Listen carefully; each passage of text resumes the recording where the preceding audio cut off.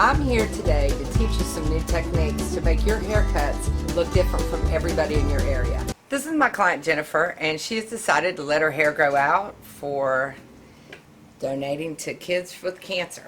So I have already set it up. We put it in 4 ponytails. It's better to do it that way now because then you don't have to cut as much hair off and it won't be inverted. She wants a straight haircut. We're going to cut 8 inches off, and then we're going to layer her hair out. It's a very cool technique that will make your hair cutting go very quickly. What I've done is we've already, the hair has to be flat ironed, because when you pull it up, you're going to cut layers into it. Jennifer just wants a few layers throughout her hair. Jennifer, let me just turn you towards the mirror. Do you think that your top layer, you want it to be about right there or longer? A little longer. About right there? A little longer. Okay, so she doesn't want a lot of layers in it. So what I'm going to do is I'm going to go around, I'm going to clean up the bottom of her hair, and then we are going to go straight into the technique. All right. Now I'm going to teach you a little technique that gives a lot of movement in the hair. You just can't be afraid of it. It's a very easy technique once you learn how to do it.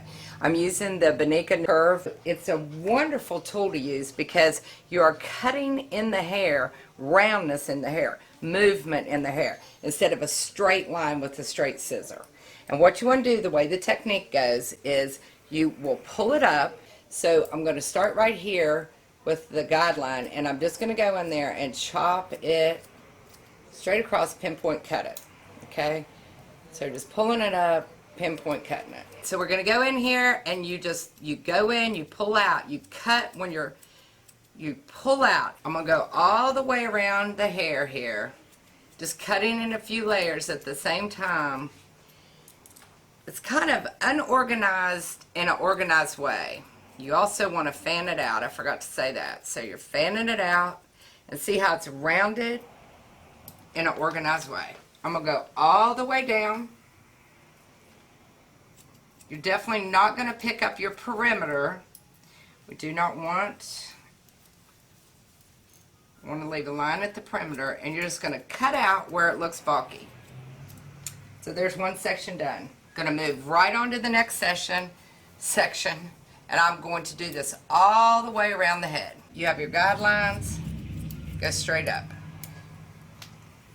Bring it straight up. There's where your layer is going to go. Very simple. This will give you some fun layers that are definitely not blunt. Now, if somebody wants a blunt haircut, you would not be using these. Always look. Make sure you don't have anything picked up from the perimeter.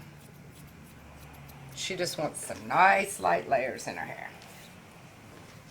This is the tricky part in the front.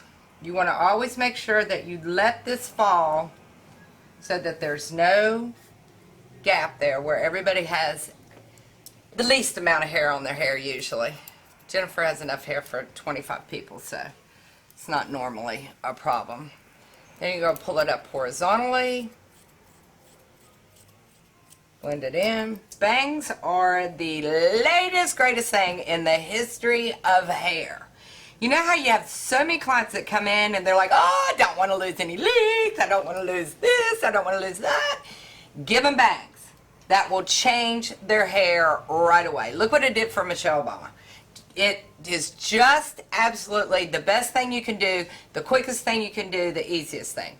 We're going to give her swoopy bangs. That's what I call them, swoopy. Somebody else might call them something else, but Robin in West Virginia is going to call them the swoopy bang. And I'm going to teach you how to do it very simply.